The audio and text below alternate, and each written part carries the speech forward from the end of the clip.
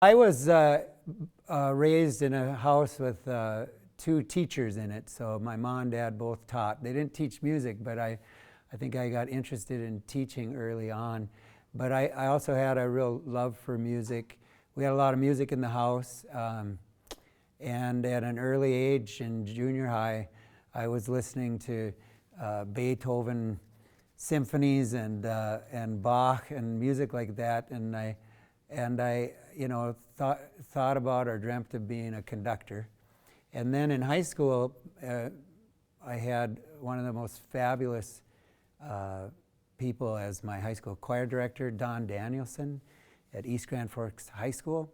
And he kind of capped it off for me.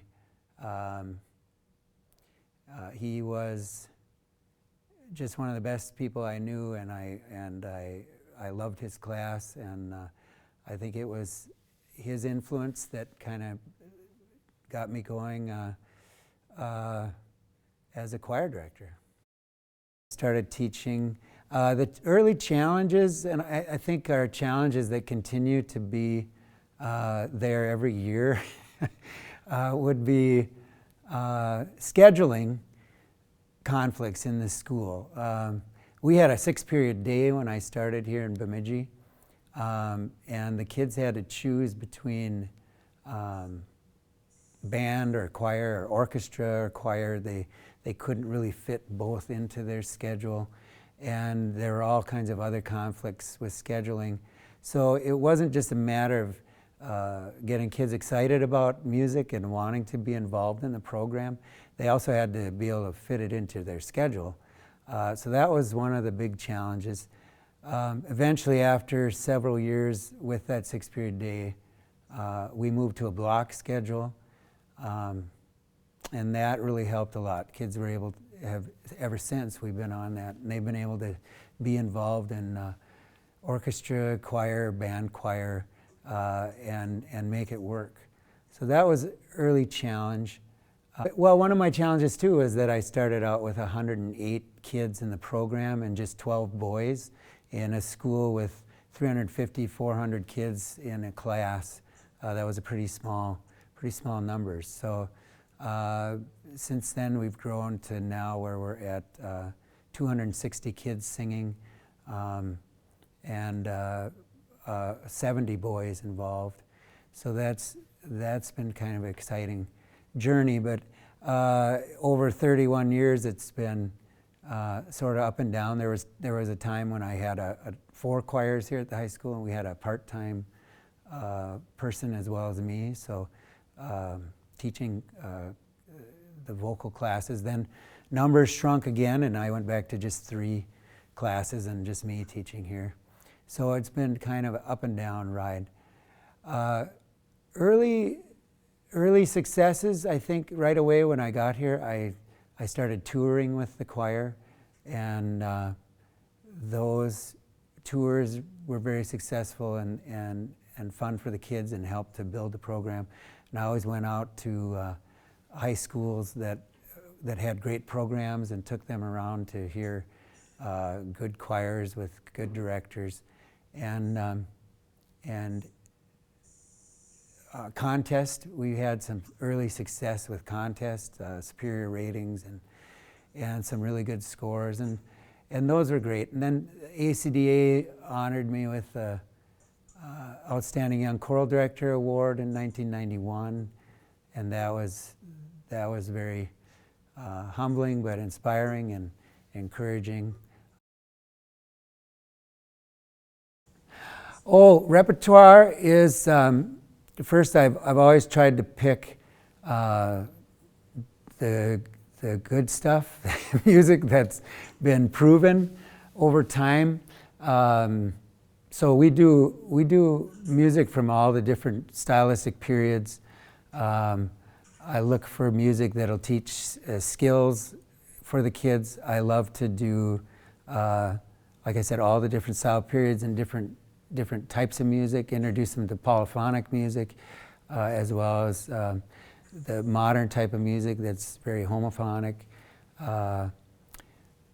But we'll do Bach every year, and I'd like to start off with a lot of Renaissance music, because the Renaissance music is built on melodies, melodic line, and so all the different parts have interesting parts, and the kids just really enjoy singing Renaissance music because of that.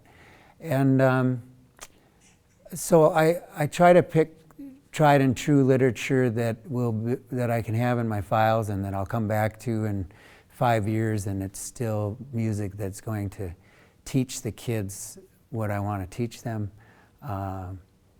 It should be music that's interesting, enjoyable for them. Where do I find music? You know, when you first start off teaching, draw from what you did in high school yourself and some of the music that you maybe did in college. But the ACDA organization, American Choral Directors Association in Minnesota, has been a huge part of my life. Even since college, we had a chapter at our college, and we were very involved with ACDA even in my college years, through Paul Bramvik, who is my director at Bemidji State. And by going to their summer dialogues and conventions and going to reading sessions, you find lots of great literature, and then just talking with colleagues about what's working for them. When I came to Bemidji High School, they already had a chamber group, and they called it the Madrigals.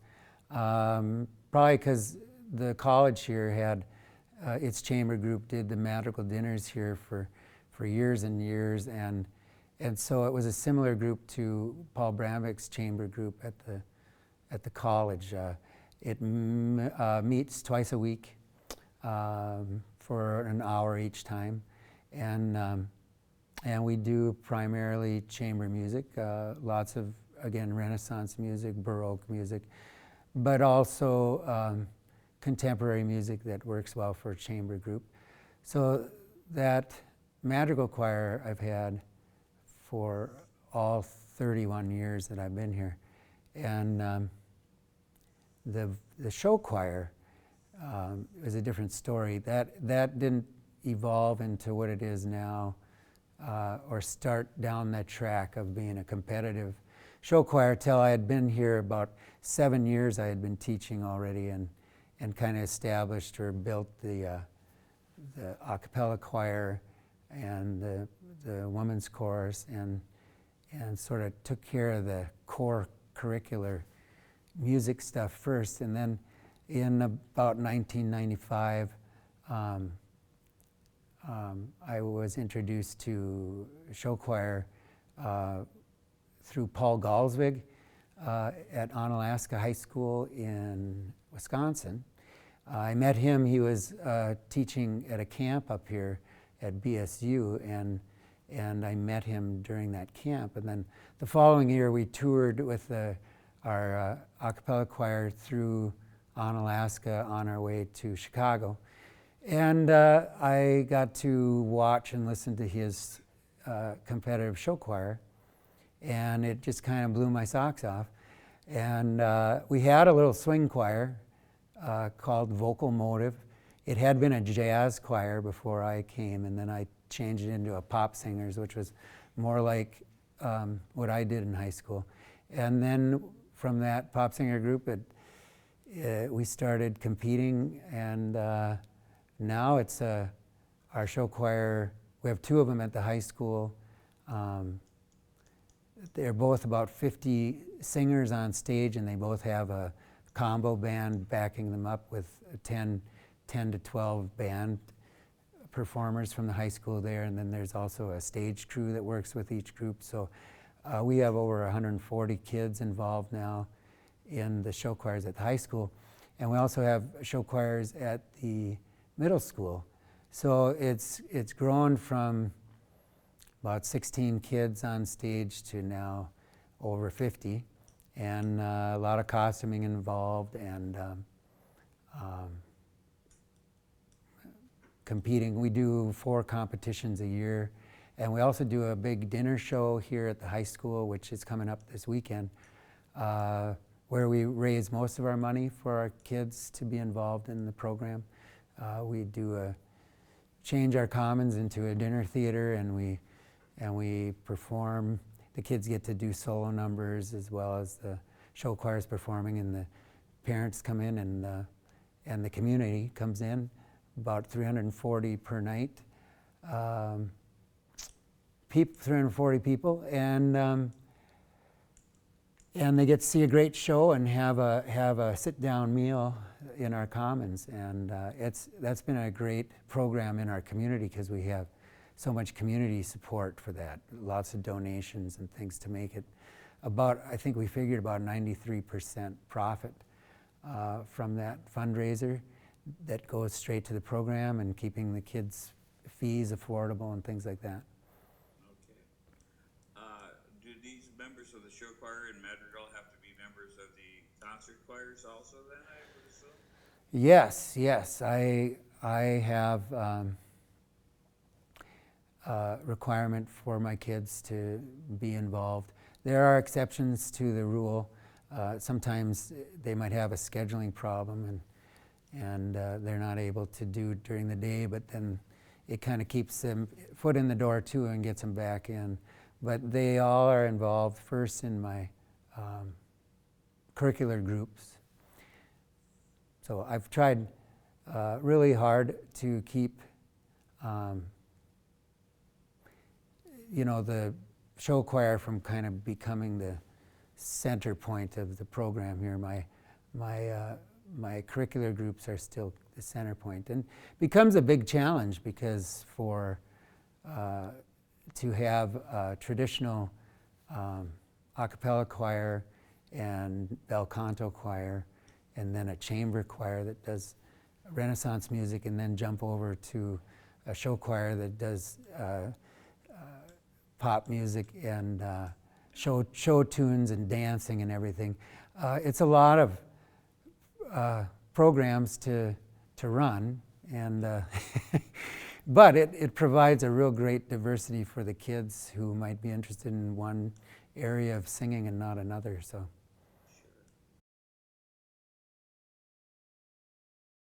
We are very involved in our community.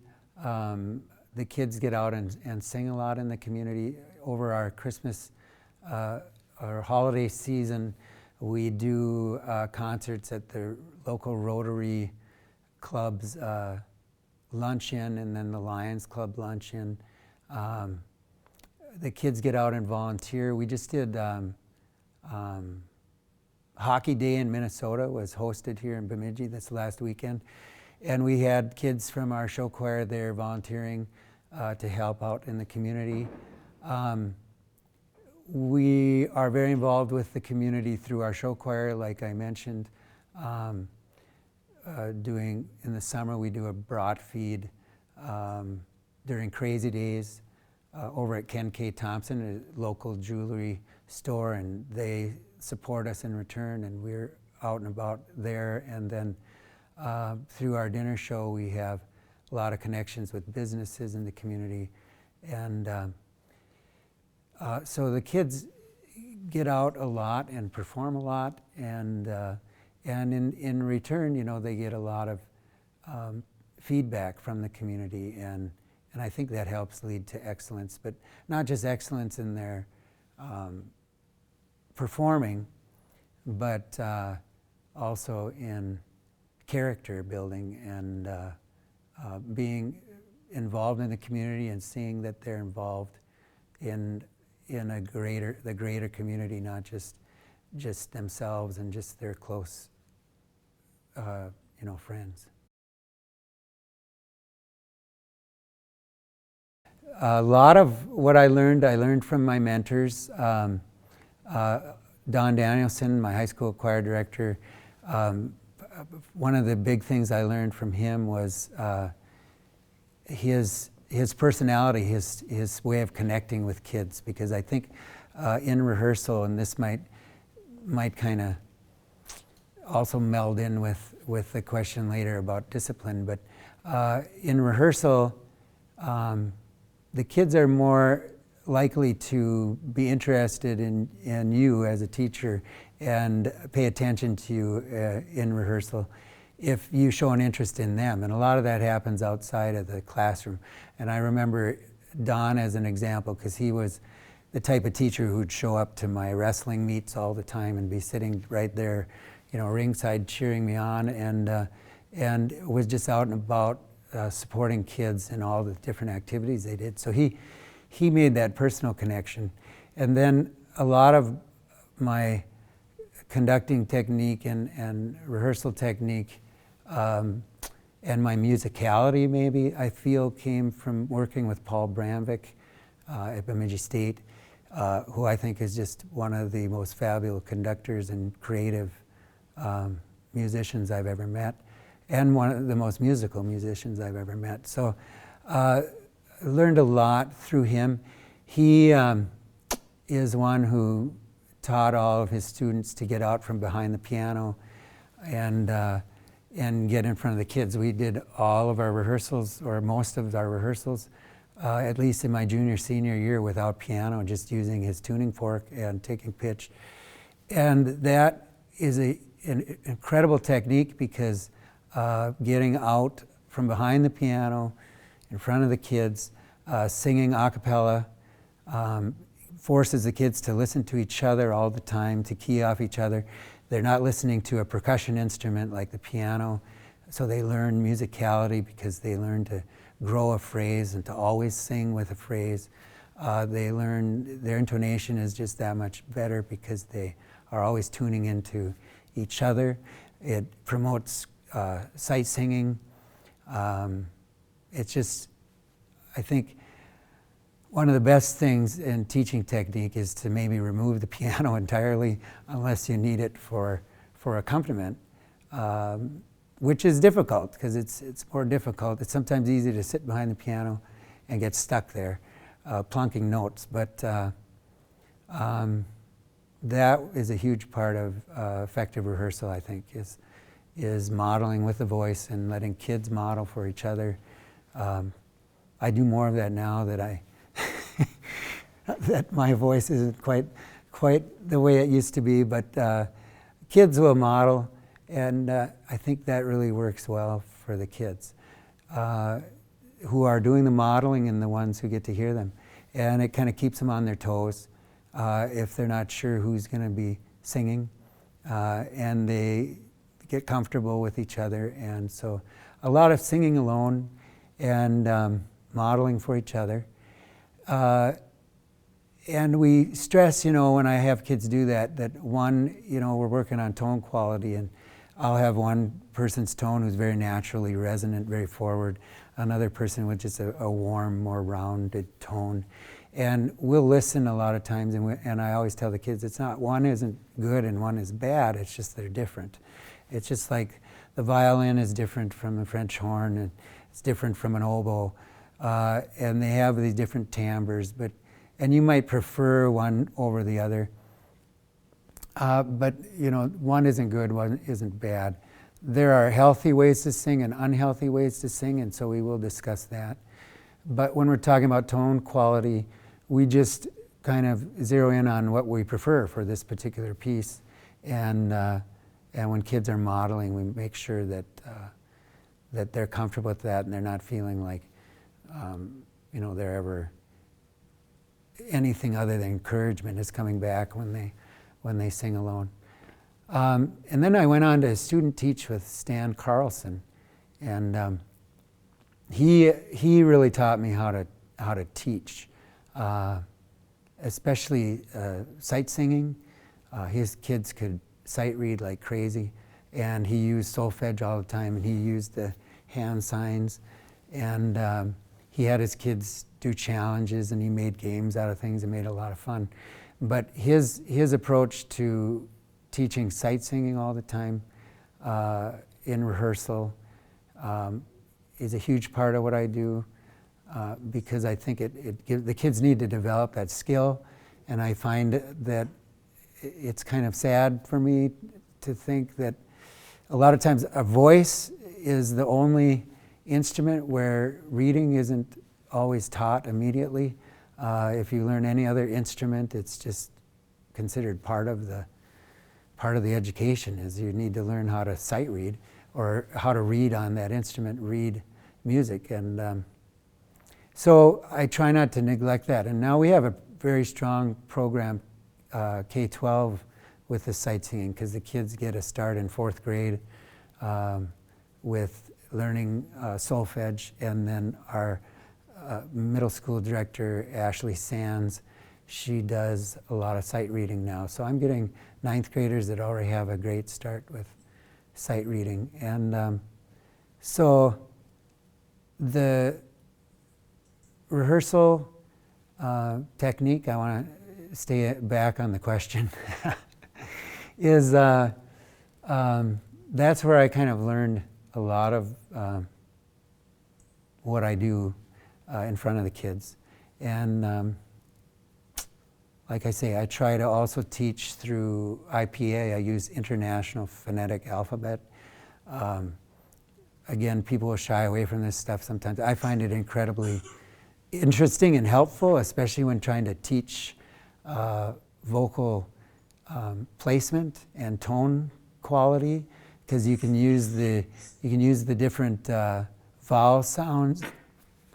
And if you teach the kids the different vowel sounds, you can also help them find forward placement, middle, centered placement, and back placement in their voice.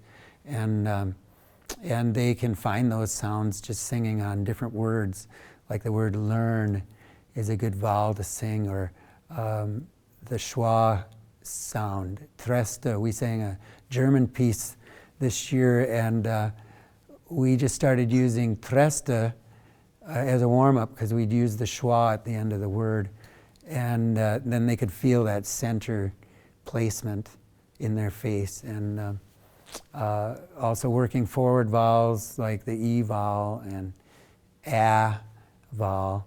And so I enjoy teaching that. I teach the vowels to the kids and the placement to the kids, and tell them that vowels are a lot like people. They have their strengths and their weaknesses. Your A vowel is nice and warm and tall, but not as resonant as a vowel, and E vowel is very forward resonant, but needs to learn from the A how to be tall. And so we make it kind of fun discovering in our warm-ups using vowel sounds and solfege. Not solfege, but the IPA, International Phonetic Alphabet, as well. And we do a lot of music in foreign languages, so the IPA comes in handy.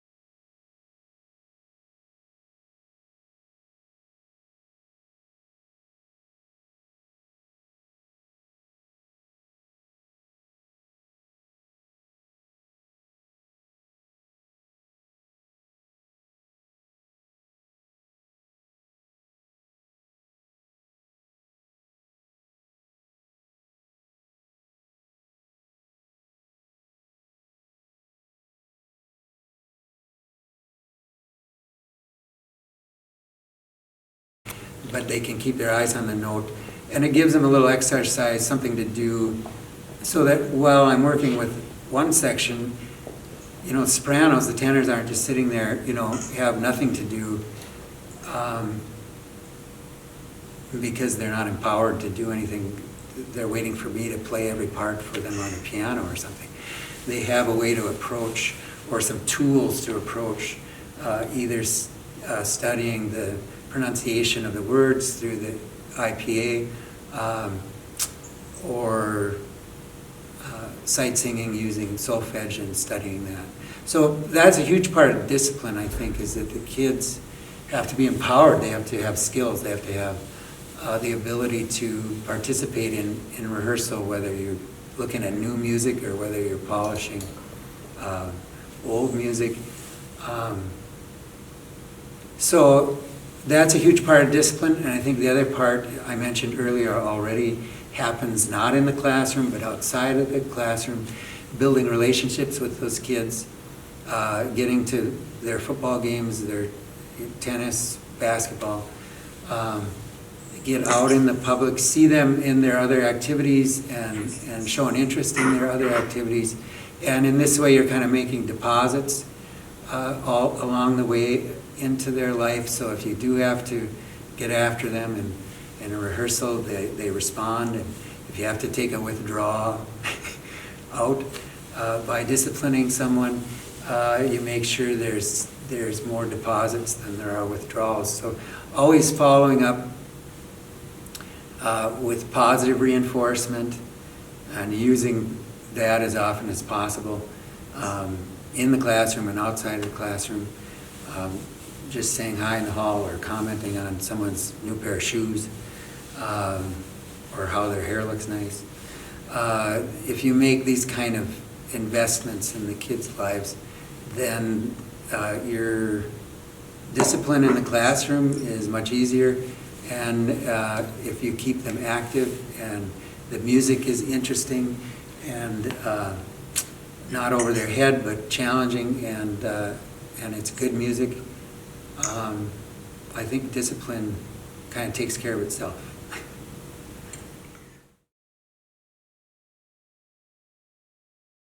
It is amazing, yeah.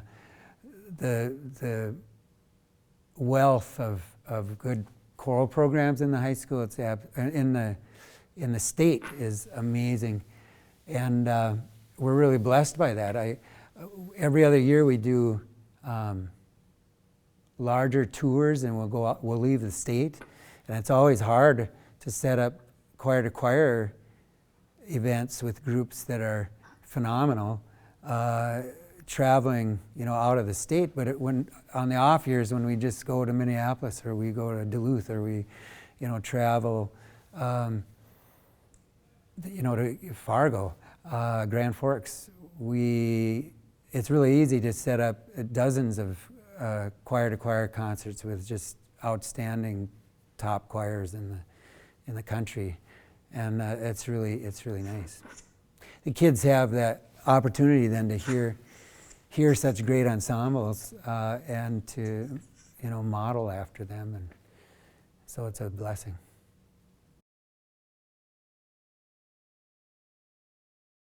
Yes, I have already mentioned Don Danielson, my high school director at East Grand Forks. Stan Carlson, when I student taught, he was my